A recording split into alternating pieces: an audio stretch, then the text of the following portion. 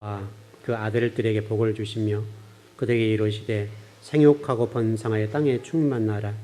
땅의 모든 짐승과 공중의 모든 새와 땅에 기는 모든 것과 바다의 모든 물고기가 너희를 두려워하며 너희를 무서워하리니 이것들은 너희의 손에 붙였음이니라.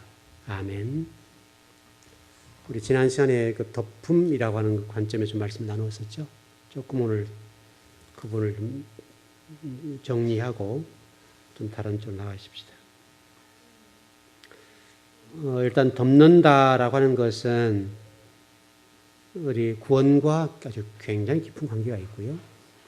이 덮는다라고 하는 것은 아주 우리에게 있어서는 중요한 부분입니다. 저와 여러분이 무슨 자격 조건이 있어서가 아니라 하나님 일방적인 이 은혜로 덮어주심이라고 하는 것을 볼 수가 있고요. 왜냐하면 사람이라고 하는 것이 아담아 그렇지 않습니까? 그러니까 사람이라고 하는 것은 흙이라고 하는 아담아에서 왔잖아요. 아담아에서 왔기 때문에 저와 여러분은 덮음이라고 하는 것이 굉장히 중요한데요. 이 아담아라고 하는 이 흙이라고 하는 것은 두 가지 정도로 정리할 수가 있는데요. 에드라고 하는 의미가 있습니다. 이 단어가 있는데 에드라고 하는 단어는 안개라고 하는 것이고 루아흐라는 그 성령의 어떤 의에서 나온 단어인데요. 이 단어가 이런 거예요. 싸다. 우리 예루살렘 산들 예루살렘에 이게 병품처럼 둘렀다 그런 말이 있잖아요. 그거 바로 하나님이 저와 여러분들을 이렇게 감싸 주시는 거예요. 우리가 만두 같은 거 찔 때 뭐 이렇게 덮은 거 있죠. 이렇게 수증기 이렇게 해서 덮는 거 바로 그 에드라는 단어입니다. 하나님이 저와 여러분들을 이렇게 보자기로 싸매어 주시고 덮어 주신다. 그런 복이 있는데요. 굉장히 저와 여러분들이 중요한 말씀이죠. 어떻든 저와 여러분이 오늘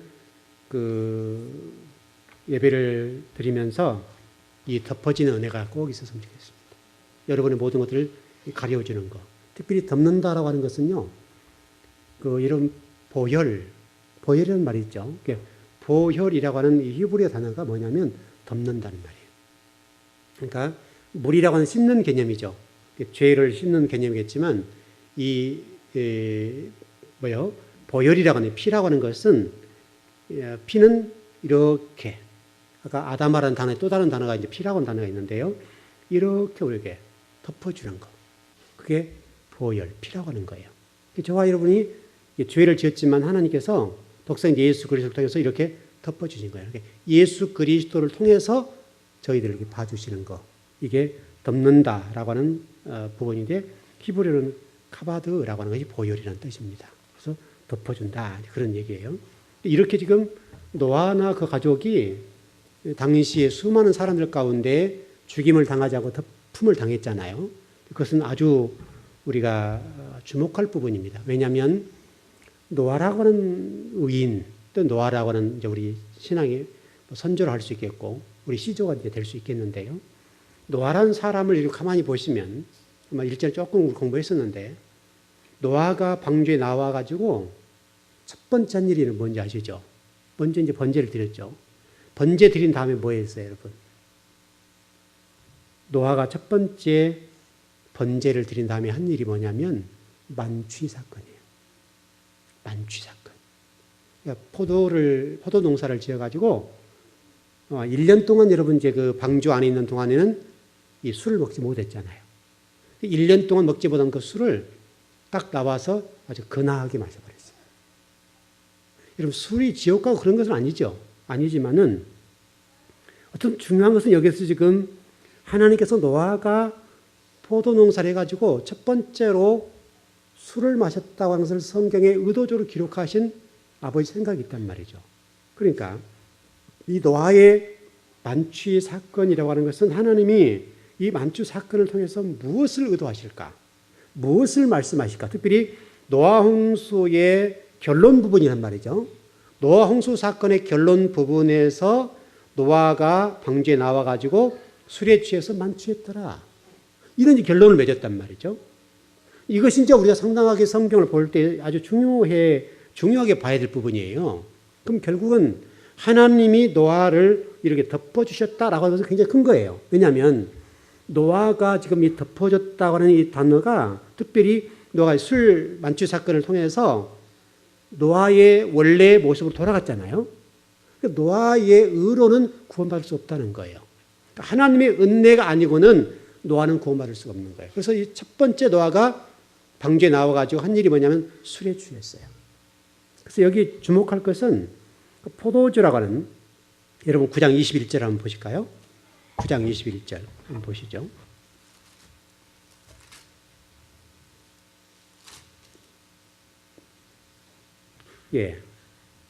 시작.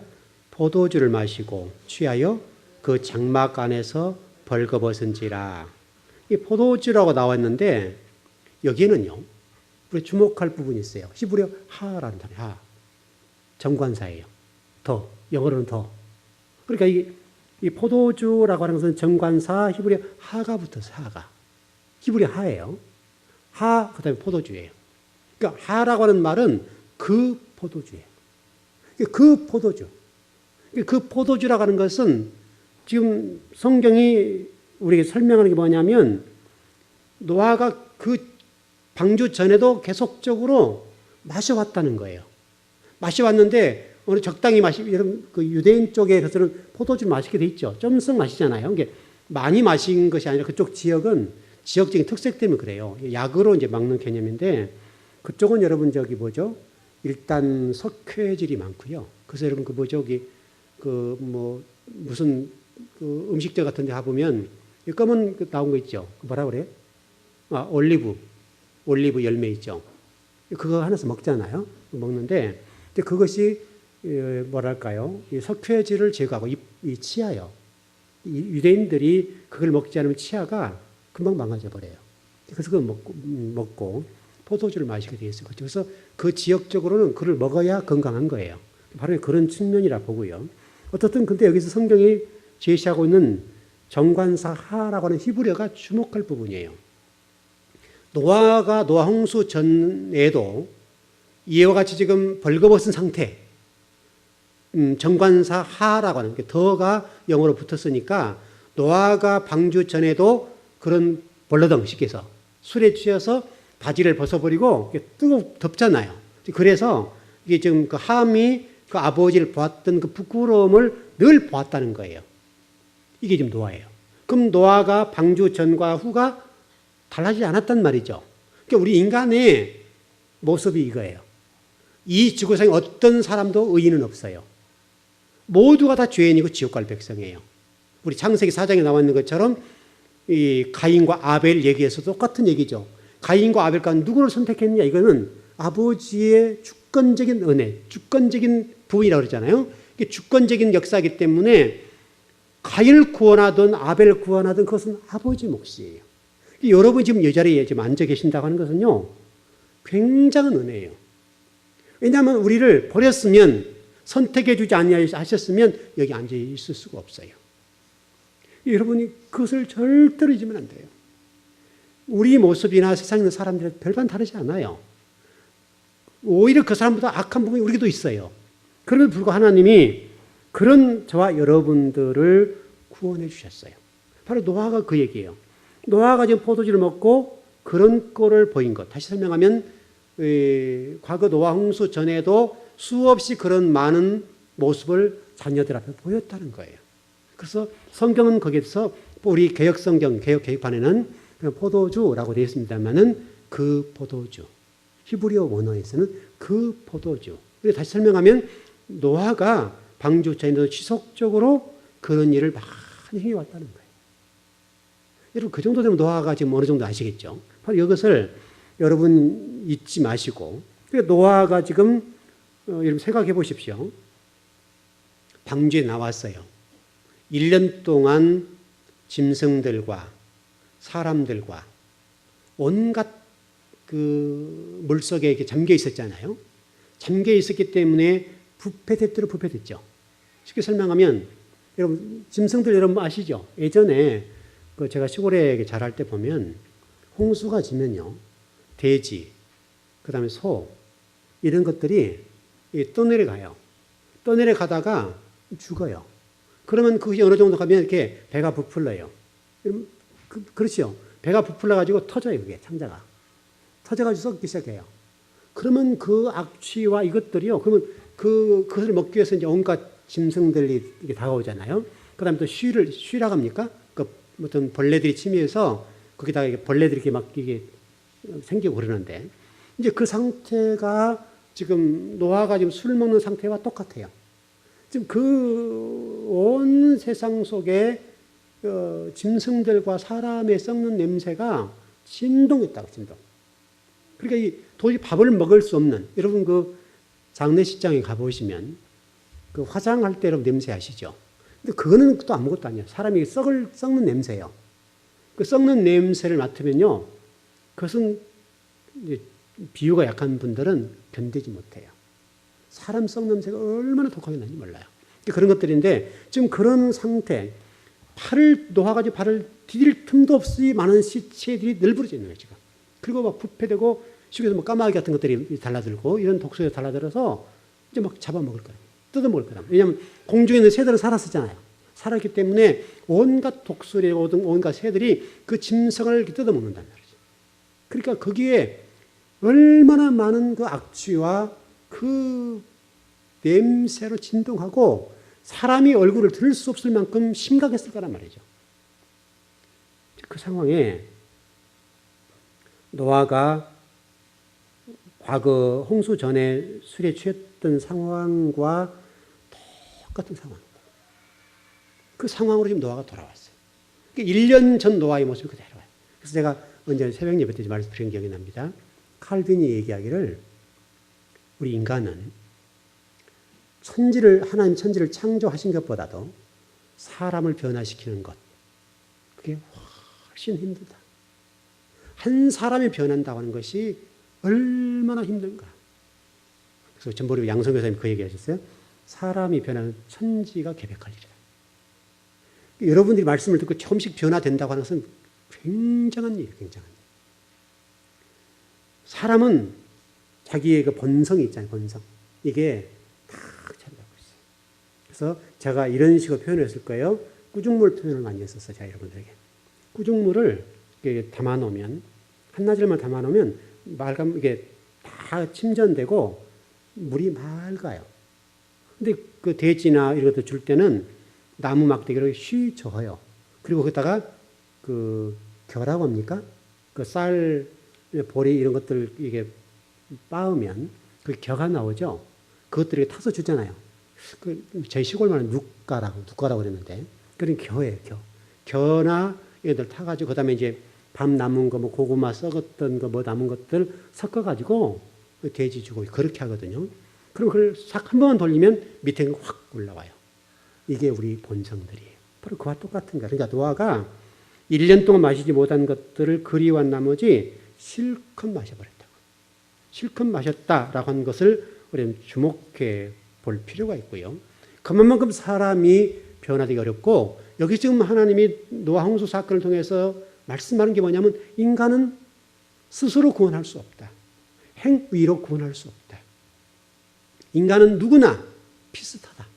또 변화도 쉽게 일어나지 않는다. 저와 여러분이 지금 예수님 믿고 우리의 성품들을 죽이고 우리의 자아를 누르며 조금씩 앞으로 전진하는 거예요. 이거는 엄청난 사건이에요. 여러분, 단 1mm만 전진한다 하더라도 이것은 굉장한 일이에요. 우리 스스로가 진리를 따라서 우리를 누르잖아요. 내 성품과 내 기질을 누르고 진리가 증거되도록, 진리가 앞서가도록 우리를 누르잖아요. 그러면서 그것이 점차적으로 우리의 인격이 되고 성품이 되어서 나도 모르는 사이에 내가 변해 있는 거예요. 과거 같으면 화가 확 올라오죠. 이게 확 올라오잖아요. 이게 올라올 것들이 이렇게 눌러지는 거예요. 또 누르고 또 누르고 또 누르다 보면 그게 인내가 되고 그게 참아지게 되는 거예요. 여러분, 어떤 사람은 성깔이 있어요, 없어요? 어떤 사람도 성깔이 있어요. 화 날 일 생기면 화가 난단 말이죠. 근데 그것을 누르는 거예요. 신앙생활 하면서 말씀을 통해서 저와 여러분이 우리 스스로를 누르고 또 누르고 또 누르고 또 누르다 보면 어느 순간에 나도 모르게 그것이 나를 지배하게 돼요. 여러분, 그러면 나도 모르는 사이에 화가 날 일이 화가 안 나요. 화가 날 일이 생겨도 참아져요. 그게 변화가 일어나는 거예요. 근데 이것은 하루아침에 되지 않아요. 아주 왜냐하면 우리가 지금 이 가정에서 그동안에 그 부모로부터서 그 어떤 그 할아버지 할머니 부모로부터서 물려받았던 성품들 있죠. 그 기질이 있단 말이죠. 그 기질들이 나도 모르는 사이에 뼈에 박혀 있어요. 뼈에 박혀 있는 것을 뽑아내야 되는데 어렵단 말이죠.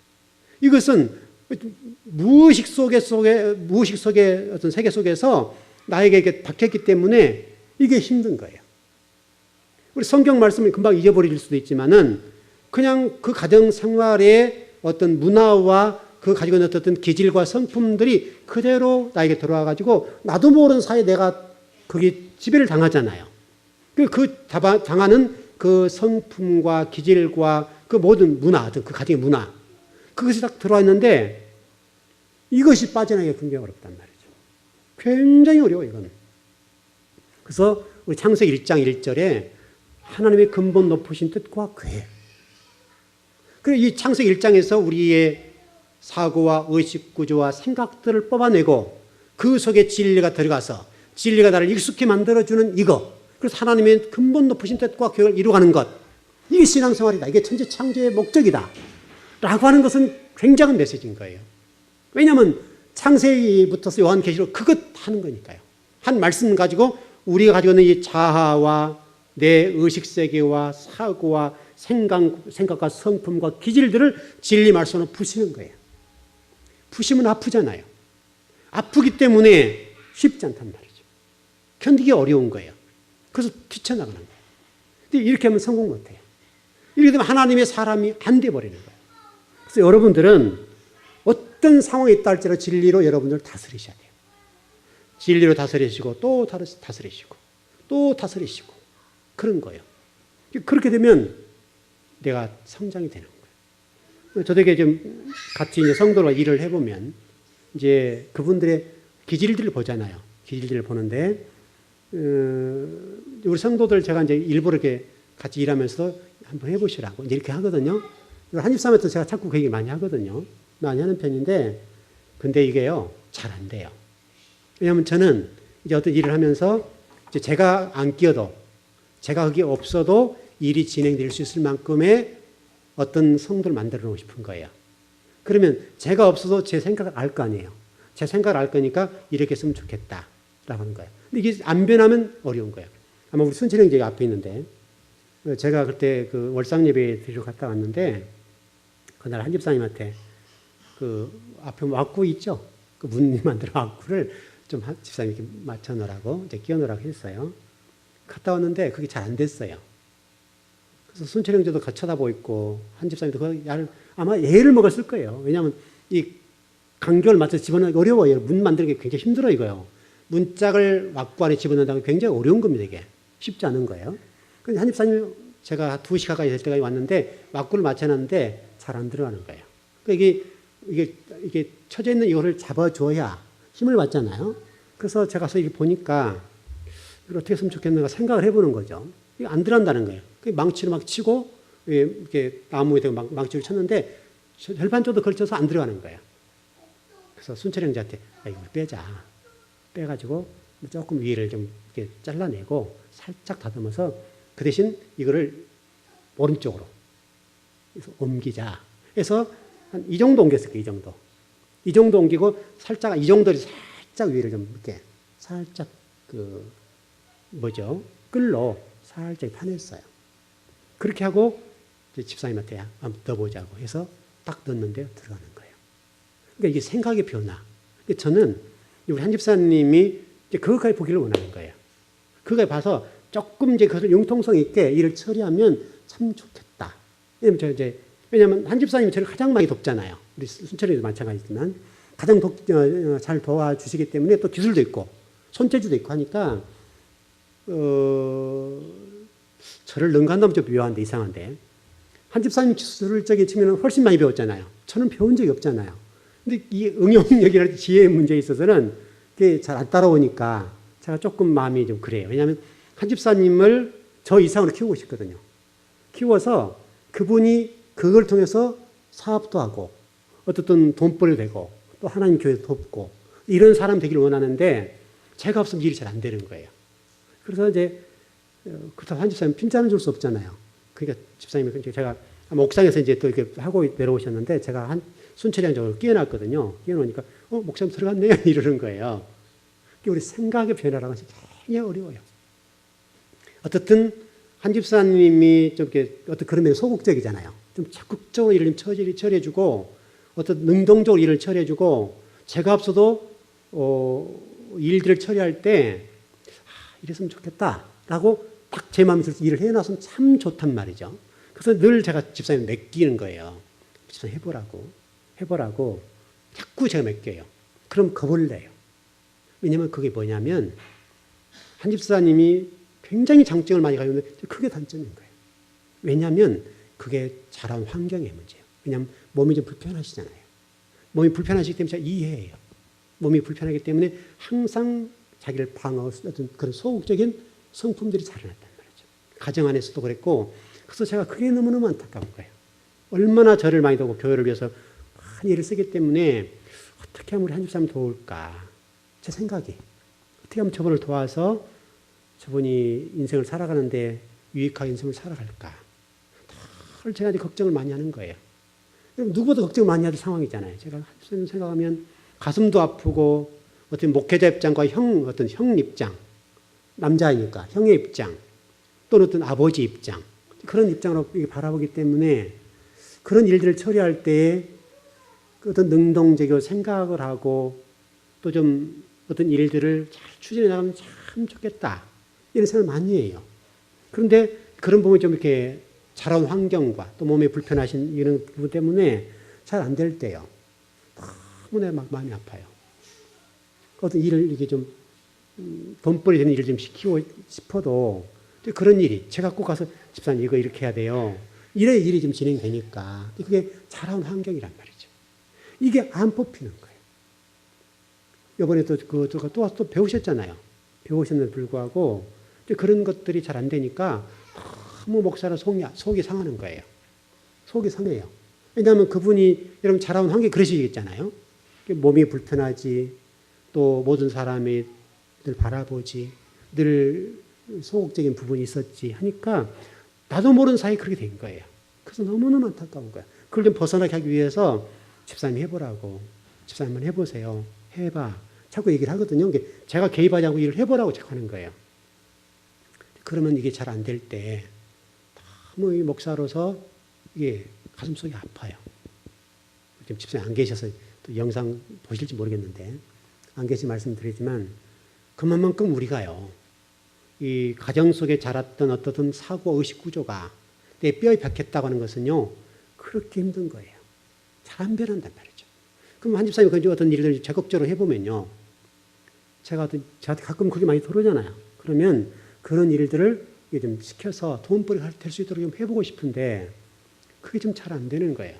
그래서 너무너무 안타까운 거죠. 왜냐하면 한 집사님 나이가 들어가잖아요. 내년이면 이제 시운이에요. 시운살이에요, 지금. 그럼 이제 결혼도 못했죠. 나이는 들어가죠. 몸은 더 망가질 거 아니에요. 가면 갈수록 몸 힘은 못 쓸 것 아니에요. 그러니까 제가 너무너무 마음이 아프고 있어요. 자, 여러분들이 인생을 살아가면서 과거에도 가졌던 그 가정 속에 가진 어떤 기질과 성품과 의식구조, 사고의 문제들은 벗어나셔야 돼요. 그걸 벗어나셔야 돼요. 그걸 벗어나셔야 하나님께서 여러분들을 멋지게 쓸 수가 있어요. 여러분 한 집사님에서만 기도해 주세요. 정말 좋은 분이에요. 정말 제 곁에서 너무나 저를 많이 도와요. 너무너무 많이 돕기 때문에 너무 고맙기도 하고 미안하기도 하고 또 늘 일하는 과정 속에 힘들어하는 것들 보면 너무 마음이 아픈 거예요. 이게 지금 또 교회 형편이란 좋게 돼 있다고 하는데 여러 가지 상황이 되는데 그것도 안 되니까 안타깝기만 하는 거예요, 지금. 그래서 어떻게 좀 풀어볼까 좀 고민하고 있는 거예요, 지금. 또 지금 직장에 나와서 어떻게 또 저분을 일을 할 수 있도록 길을 열어줘야 되나. 이게 지금 제 머릿속에 지금 근심 걱정이 있는 거죠. 왜냐하면 성도가 그러지 않습니까? 그런 근심 걱정이 있는데 또 같이 일하는 동안에 도와주시기도 하고 또 교회 일만 생기면 또 그분이 늘 직장 그만두잖아요. 근데 그게 무슨 일인지 잘 모르겠어요. 어쨌든 그런 부분이 있어서 제가 언젠가는 그 얘기를 했어. 산집사님한테. 집사님, 교회에서 그냥 사찰이나 해. 그런 얘기를 한 적이 있어요. 교회가 좀 여유로우면 교회에서 사례배 드리고 교회 생활할 수 있도록 한다면 교회 관리하고 참 좋겠다. 또 손재주가 있잖아요. 손재주 있고 누구보다 제 생활 많이 아신 분이니까. 그래서 교회가 좀 재정적으로 여유가 생기면 그분은 다른 데 나가서 일하기 쉽지 않잖아요. 그러니까 교회에서 사찰하시면서 사례비 좀 드리고 이래서는 참 좋겠다. 제 생각이에요. 그래서 여러분 부지런히 교회 좀 부흥시키세요. 재정적 여유가 좀 생기면 사람을 살릴 수 있잖아요. 우리가. 교회가 사람을 살려야 될 거 아니에요. 사람을 살려내고 그 아픈 영혼을 우리가 쓰다듬어주고 보듬어야 될 거 아니에요. 어쨌든 그런 부분이에요.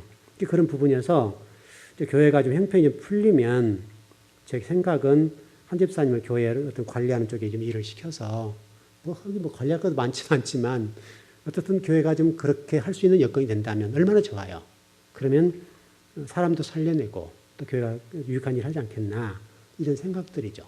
자, 여러분 속에 혹시라도 과거에 어떻든 그 부모로 받았던 어떤 기질과 성품들 그것들 때문에 진리를 내 삶 속에서 실천하거나 순종하는데 저희가 된다면 그거 버리십시오.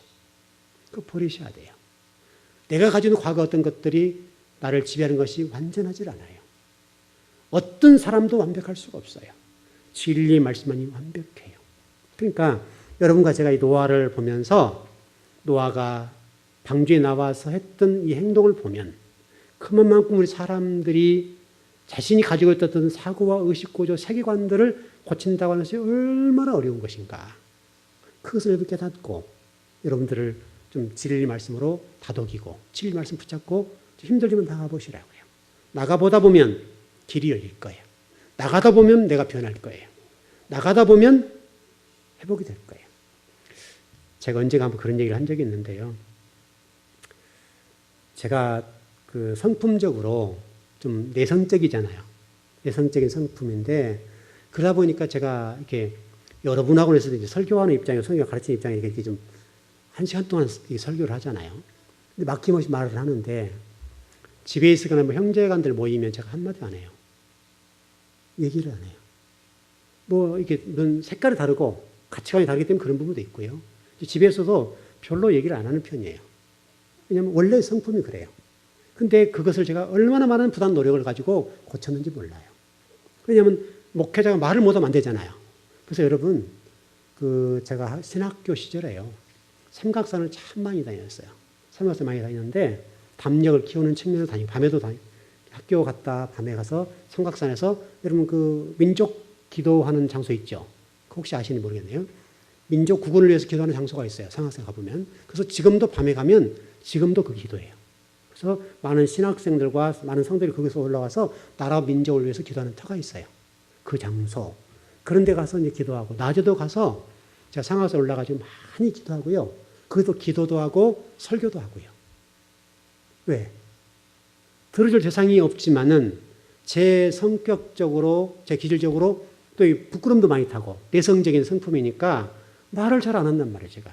그러니까 이 목회자가 말을 못하면 안 되니까. 그래서 제가 삼각산에 많이 다니면서요. 얼마나 그 훈련인지 몰라요. 여러분들 그거 잘 모를 거예요. 삼각산 많이 올라다녔어요. 낮에 올라가서도요. 이게 반찬 좀 갖고 가서 밥을 먹으면서 거기서 설교하고 기도하고 바위 올라가서 설교하고 기도하고 그렇게 하고 못 되는 거예요. 그랬던 적이 얼마나 많은지 몰라요. 밤에 가서 기도하고 우리 신학생들 같이 올라가서 기도하고요. 그 다음에 또 막 기도하면서 또 설교도 하고 혼자 해보는 거예요. 그런 연습을 얼마나 많이 했는지 몰라요.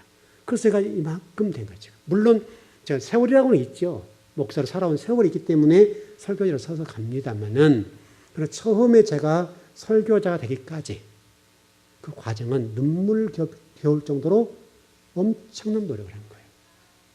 말을 못해서가 아니라 말을 조리게 하고 또 어떤 한마디 하지만 이제 제대로 하고 그러긴 했지만은 그러나 성품적으로 늘 이렇게 말을 하지 않는 성품이거든요. 그러니까 그런 것들 때문에 말을 해야 되니까 얼마나 부단히 노력하고 그것을 극복하기 위해서 애를 썼는지 몰라요. 굉장히 애를 썼어요. 그래서 아마 삼각산 제가 몇 년 다녔어요. 몇 년 동안. 계속 올라다니면서 담력 키우고 기도하고, 왜냐하면 그 영적 싸움이 굉장합니다. 그 삼각산 이런 밤에 가보시면요. 정말 추울 때 가면 이렇게 비닐로 딱 쓰고 기도하거든요. 얼마나 바람이 차고 이런지 몰라요. 그리고 굉장히 추워요. 근데 그걸 뒤집어 쓰고 기도해요. 근데 그게 어떤 분들은 애를 포대기 업고 와서 기도하는 분들 계세요. 대단한 분들 많아요. 근데 그곳에서는요, 영적 싸움이 굉장해요. 막 이게 슉슉 날아다니고 그래요. 영적으로 여러분 아시는 분 아시겠죠? 날아다니는 그것 가운데 영적 싸움을 하면서 기도하는데요, 만만하지 않아요. 그렇게 하면서 제가 목사로서 서서히 성장이 온 거예요. 그러니까 여러분의 어떤 단점이랄까요? 단점이 있다고 한다면 그 단점들을 극복하도록 노력하셔야 돼요. 극복해야 되고 부단한 노력을 해야 돼요. 부단한 노력. 그래서 제가 성경 읽을 때도 처음 물론 제가 굉장히 성경 많이 읽었지만은 언어의 정확성, 단어의 정확성을 위해서 정독, 또박또박 읽는 연습을 굉장히 많이 했어요. 왜냐하면 성경을 워낙 스피드하게 속도를 내서 읽어버리니까 굉장히 빨라졌단 말이죠. 저 설교가 좀 많이 빠른 편인데요. 굉장히 좀 노력한 가운데 그게 된 거예요. 이 정도. 그런 제 노력이에요. 엄청난 노력을 해야 돼요. 여러분 가운데 혹시 약점들이 있으신 분이 있다면 그 약점을 극복하기 위해서 노력하셔야 돼요. 부단한 노력을 하셔야 돼요. 부단한 노력 정도가 아니라 굉장히 노력해야 돼요. 그럼 어느 순간에 나도 모르는 사이에 그게 극복돼요. 그리고 사랑으로 채워져요. 자, 여러분 노아를 여러분 보시면서 여러분 감사하십시오. 나도 저런 자인데 하나님 은혜를 주셔서 내가 이만큼 성장하고 이만큼 성숙해지고 발전하고 그랬구나. 지금 정리했으면 좋겠습니다. 에베소서 5장 8절 말씀 보면 이렇게 되어 있습니다. 에베소 5장 8절 말씀 보면 말씀이 성령 충만과 술 취함을 대입을 시켜놨습니다. 성령 충만과 이 술 취함이라는 것을 반대로 하고 대조시켜놨어요. 바로 술 취함이라고 하는 것 노아 얘기인데요. 술 취함의 문제는 성령 충만의 반대예요. 노아가 지금 노홍수 이후에 성령 충만의 반대가 있었다 그 말이잖아요. 그게 노아예요. 노아가 그런 자였다라고 하는 것을 설명하면서 너희들도 그런 자야. 성경이 우리에게 말씀하려고 하는 뭐냐면 너도 그런 사람이야. 너도 그런 사람인데 내가 너를 특별히 구원해 주었어. 그러니 감사하고 내가 너에게 부여한 사명과 창조의 목적과 내가 너를 지은 목적대로 살아. 하나님이 그래서 우리가 당당히 요구하시는 거예요. 하나님이시기 때문에 자신감이 자신 있다는 거예요. 네가 그렇게 살면 내가 너를 통해 영광 받고 네가 그렇게 사는 동안 내가 너의 모든 형통한 모든 문제에 대해서 인생사의 모든 문제에 내가 형통해 줄게. 하나님이니까 자신 있다는 거예요. 우리 인간의 생각으로는 안 돼요. 하나님 말씀 보십시오. 이렇게 하라 그러잖아. 하나님 자신 있다. 누가복음 17장에 보면 이렇게 되어 있어요. 패역한 세대의 특징을 이렇게 설명해 놨어요. 먹고 마시는 것이다. 이런 식으로 설명해 놨어요. 패역한 세대가 먹고 마시는 것을 특징 지어졌단 말이죠. 그러니까 여러분 절대 잊지 마십시오. 노아 이 만추 사건은 단순하게 하나님께서 노아가 술에 취했더라 그거 설명하려고 아니에요. 너도 그런 자야. 너도 노아와 똑같아. 너도 홍수 전과 홍수 후의 노아가 똑같은 것은 그런 자예요. 그런 자인데 내가 너를 구원해 주었어. 그러면 감사해. 그래서 우리 시편 50편이가 그렇게 돼 있잖아요. 감사를 잃어버린 자의 내가 너를 찢어버리겠다. 이스라엘 백성 얘기예요. 이스라엘 백성들을 선민을 삼아주시고 이스라엘 백성 하나님 자녀를 삼아주셨다면 특별한 은혜죠. 그런데 그 이스라엘 백성들이 하나님을 향해서 찬양하지 아니하고 경배하지 아니하고 감사를 잊어버렸어요. 그러니까 원어에 보게 되면 내가 너를 찢어버리겠다. 사업도 찢어버리고 건강도 찢어버리고 우리의 행복도 찢어버리고 모든 찢어버린다는 거예요. 그 하나님 찢을 때 누가 감당할 수 있겠어요? 여러분은 하나님이 구원해 주신 것에 관해서 감사하십시오. 감사하시고 현재 혹시 여러분 가운데에 물질적으로 어렵고 힘들고 고통스러운 분이 있겠지만은 그러나 현재 살아있음에 감사하고 신앙생활 할 수 있도록 하심에 감사하고 하나님이 저와 여러분을 구속해 주시니 감사하고 말할 수 없는 은혜잖아요. 많고 많은 사람 가운데 여러분을 특별하게 부르셨잖아요. 감사하십시다. 또 하나는 우리 지난 주일날이니까 조금 공부를 했었습니다만은 함이라고 하는 후손들이 도대체 무엇을 잘못되게 죄를 쏟아 놓았는가 하나님 말씀을 들었는데요. 근데 이 히브리어를 보니까 이렇게 되어 있어요. 라하, 나하 이 단어인데 함이 아버지의 벌거벗음과 부끄러움을 바라본 것이 아니었다는 거예요. 성경이 지금 우리에게 말씀하고 있는 건 뭐냐면 그 아버지가 술 취해서 벌거벗고 그 부끄러움을 보일 때에 함이 이렇게 쳐다봤다는 말이 아니에요. 그것을 즐겼다예요. 즐겼다. 아버지의 부끄러움을 보면서 즐겼대요. 그래서 히브리어는 와우 계속형이라고 썼는데 문법인 얘기인데 와우 계속형이란 말이 무슨 뜻인가 하면 함이 그 아버지의 부끄러움을 보면서 막 즐긴 거예요. 막 즐겼다. 쉽게 쓰면 아버지가 부끄러움을 형제와 주변 사람들에게 막 나팔을 불면서 흥겨워하는 게 막 조롱하면서 그렇게 했다라고 좀 설명이 되어 있고요. 그래서 이게 지금 라하라고 하는 단어와 고함이라는 단어가 같이 좀 정리가 되는데 이 고함이라고 하는 단어를 보면 배반하다, 배반하다, 재미로 전하다, 재미로 해설하다. 함이 그 아버지에 대해서 그런 행동을 했다 그거예요. 바로 이것이 지금 함을 통해서 우리에게 말씀하시는 아버지의 메시지예요. 여러분과 제가 어떤 신앙생활 인생을 살아감에 있어서 되도록이면 성도들의 부끄러움을 덮어줬으면 좋겠습니다. 덮어주고 주님도 우리를 덮어주시잖아요. 덮어주시고 함을 통해서 우리가 꼭 기억할 것은 왜냐하면 우리가 덮어줌을 당했잖아요. 하나님이 덮어줌을 당했기 때문에 저와 여러분이 모든 일을 덮어줄 수 있는 그런 은혜가 있으면 좋겠습니다. 가리워주는 것, 가려주고 보듬어주는 것, 그것이 얼마나 중요한지 여기서 메시지로 전하고 있습니다. 바로 그래서 창세기 8절에 보니까 6장 8절에 보니까 그러나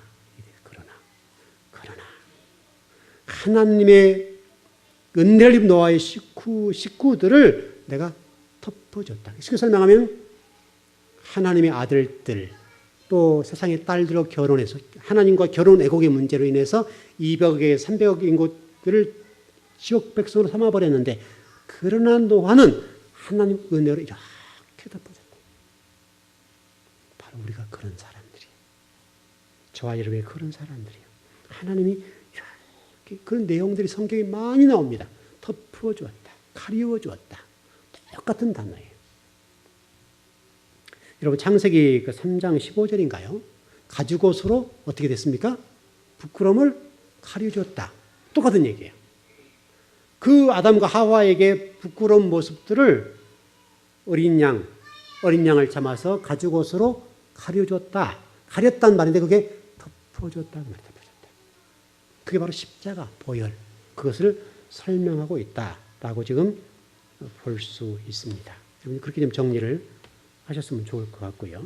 이것은 더 발전적으로 나가면 굉장히 중요한 부분들인데 제가 일전에 한번 설명을 좀 드린 적이 있어요.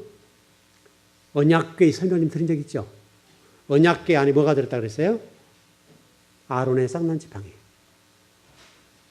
두 돌팔, 만나 담은 항아리. 이게 여러분 구약 성경 성도들의 불신앙의 상징들이에요. 불신앙의 상징들. 이 불신앙의 상징들을 언약궤 속에 집어넣고 덮어버려요. 위를 덮어서 그리고 시온자의 뿔이 4군데 나 있죠. 덮어서 그것을 묻어버린다. 덮어버린다. 그리고 그 위에 피를 뿌려서 저와 여러분들을 구원해 주시는 그런 놀라운 은혜를 우리에게 주셨다. 여러분 잊지 않았으면 좋겠습니다. 아마 여러분 성지순례 가보시면 아마도 그 그 번제단 이런 단들 있죠. 뭐 지금 옛날 단은 아닙니다. 가서 보면 옛날 단들은 이미 다른 데서 옮겨놨고요. 왜냐하면 그게 유적이고 역사이기 때문에 훔쳐갈 수가 있잖아요. 그러니까 그걸 다 옮겨놨는데 지금은 그것은 만들어 놓은 거죠. 만들어놨는데 이렇게 네 쪽에 뭐 이렇게 뭐랄까 이렇게 우리 식으로 하면 한옥 같은데 뭐 이렇게 끝에 뭐 이런 조각 있죠. 그 비슷하게 이렇게 돼 있어요. 그런 위에서 번제단이 있습니다. 그렇게 해서 번제를 드리는 거예요. 바로 그와 같이 언약궤 속에 그 모든 것들을 딱 덮어버린 거예요. 그리고 예수 그리스도의 그 피로 우리를 보는 거예요. 우리를 덮어주셨어요. 여러분 감사하시기 바랍니다. 여전히 우리는 앞으로도 실수할 수 있고 실패할 수도 있고 실수할 수도 있습니다. 그러나 하나님은 그 실수와 실패를 바라보지 아니하시고 우리가 앞으로 진리를 향해서 전진하는 것 그것만 보십니다. 우리의 잘못을 보시면 우리는 지옥 가야 돼요. 하나님은 그걸 안 보세요. 그래서 감사하셔야 된다는 거예요. 여러분이 우리가 지금 여기 앉아있을 정도로 거룩합니까 우리가? 그러지 않죠. 하나님을 대면하면 거룩해야 되잖아요. 거룩해야 거룩한 하나님 볼 수 있잖아요. 예수 그리스도를 통해서 보는 거예요. 여러분 그래서 감사하셔야 됩니다. 감사하셔야 되고 이 은혜라는 단어를 보면 헬라어로 하카리스라는 단어인데 아무런 관계도 없고 의무도 없고 높은 자나 낮은 자나 강한 자나 약한 자를 하나님이 아무런 대가 없이 우리를 보듬어 주시고 품어 주신다라는 뜻이에요. 카리스라는 단어가. 저와 여러분이 그런 놀라운 복을 받았으니까 그 덮어짐의 옷을 입고 오늘도 지금 이 자리에 서 있습니다. 내일 또 그럴 겁니다. 그 옷을 우리가 지금 이렇게 그래서 세마포라는 말이 나오죠. 세마포라는 말이 그런 의미예요. 그런 의미. 세마포옷을 입어야 된다라고 하는 것이 그런 의미예요. 그래서 구원이라고 하는 것은 미완료형 그걸 설명하죠. 계속 세마포를 짜가는 것 이렇게 좀 정리할 수가 있겠는데 이사야서 59장 5절 6절 말씀 보면 이렇게 되어 있어요. 인간이 하나님 앞에 내어놓을 수 있는 것은 거미줄로 만드는 옷에 불과하다. 여러분 거미줄 아시죠? 거미줄을 보면 이렇게 동굴 같은데 이런 데 보면 거미줄을 이렇게 줄을 쳐놨죠. 그래서 안에 다 보여 안 보여요? 다 보이죠? 저와 여러분이 그런 자라는 거예요. 마치 우리가 지금 하나님 내놓을 수 있는 것은 거미줄로 만드는 옷 그밖에 안 된다는 거예요. 우리 부끄럽다는 거예요. 하나님 앞에. 부끄럽고 그 죄악 투성이기 때문에 하나님 내놓을 수 있는 것이 없다는 거예요. 그래서 이사야서 59장 5절 6절에는 바로 저와 여러분이 하나님 내어놓는 어떤 것도 거미줄에 불과하다는 거예요. 그래서 세마포 옷이 이게 얼금얼금 한답니까? 이렇게 돼서 우리의 속살이 다 보인다는 거예요. 부끄럽죠. 부끄러운 것을 보일 수 있다. 그렇게 되는데 그러나 예수 그리스도의 그 의의 옷이 우리에게 덧입혀진 거예요. 우리는 그렇지만 우리는 거미줄 같은 이런 옷을 가지고 우리 부끄러움을 보일 수 있겠지만 하나님께서는 저와 이런 은혜를 주셔서 예수 그리스도라고 하는 의의 옷을 우리에게 입혀주셨어요. 그 보자기. 여러분 그래서 성찬식 할 때나 임직식 할 때나 주일날 많은 목사님들이 이제 가운을 입으시는데 그 가운이라는 의미가 그래서 무슨 임직 시간에 세례식 할 때 목회자가 가운을 입죠. 가운을 입는 건 무슨 얘기냐면 그 목회자의 죄를 가려준다라는 그런 게 있어요. 그래서 성부와 성자와 성령의 이름으로 내가 목회자죠. 내가 누구에게 세례를 주노라. 바로 그거예요. 저는 죄인이지만 그 가운이 그 성의가 나의 죄를 덮어주는 거예요. 그리고 대신 예수 그리스도 성부 성자 성령 삼위의 하나님의 이름을 가지고 세례를 베푸는 거예요. 그게 세례예요. 그렇게 하면 그 세례가 비록 제가 하지만 그건 누가 하는 것과 같다는 거예요. 하나님이 하는 것과 똑같이 인정해 주겠다 그 말이에요. 그래서 세례가 중요한 거예요. 좀 정리를 해보십시다. 여러분 지금까지 신앙을 잘해 오신 분들이고 앞으로 잘해 가실 분이라 생각합니다. 그러나 우리가 언제나 잊지 말 것은 우리 에베소 교회에 설명했던 것처럼 첫사랑, 바로 그 첫사랑이라는 것이 이거란 거죠. 그 구속해 주신 그 첫사랑. 그 에베소 교회는 다 잘했는데 그걸 잘못한 거예요. 이거는 절대 이름 놓치면 안 돼요. 이건 에베소 교회를 통해서 우리가 지금 요한계시록 공부하는 것처럼 에베소 교회가 다 잘하는데 한 가지를 잘못했다. 한 가지를 잘못했는데 그게 전부였다는 거야. 여러분과 저에게 의의 옷을 입혀주신 그 은혜를 잊어버렸다. 그 첫사랑을 잊어버렸다. 하나님과 관계없이 종교 행위만 한 거예요. 종교 행위. 우리가 그럴 수가 있어요. 여러분들은 어쩌든지 간에 그 주님의 은혜를 하나님 부름받는 그날까지 절대로 잊지 않길 바랍니다. 항상 감사하고 그 늘 은혜를 생각하고 늘 첫사랑, 그 주님의 그 십자가 보혈, 그만 생각하면 눈물이 나고 감동하고 그냥 이렇게 뭉클하게 올라온 거 있잖아요. 그걸 절대로 잊으면 안 돼요. 왜냐하면 그것은 항상 우리가 가야 됩니다. 하루에 된 게 아니라 죽는 그날까지 계속 끌고 가요. 그러면 저와 여러분의 삶 속에 늘 진리가 그리워지고 진리 중심 살게 되고 더 하나님 중심적으로 삶을 살지 않겠나 싶습니다. 여러분 그런 복이 여러분을 꼭 지배하시길 바랍니다. 예, 기도하겠습니다.